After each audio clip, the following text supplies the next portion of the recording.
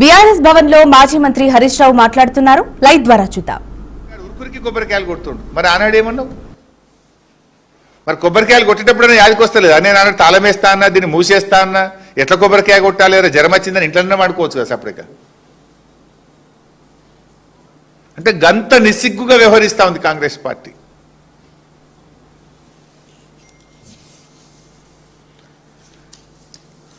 ఇవాళ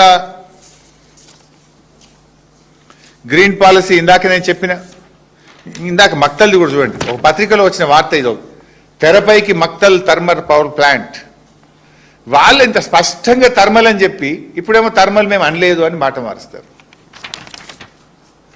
ఇక green policy గాలికి పోయింది, కమిషన్ల కోసం కొత్త పాలసీ వచ్చింది. ఇప్పుడు ఇక 30%.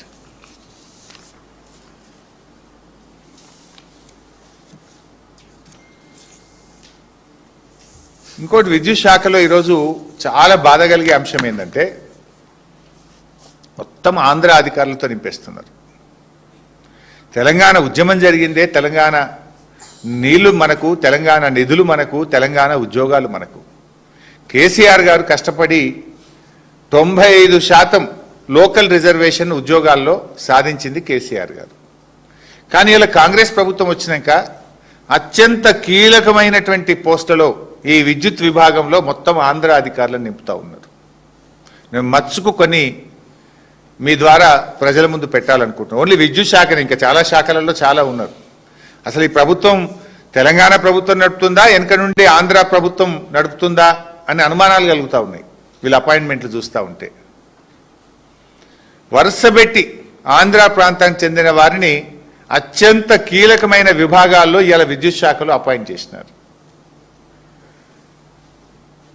ఇవాళ జెన్కో డైరెక్టర్,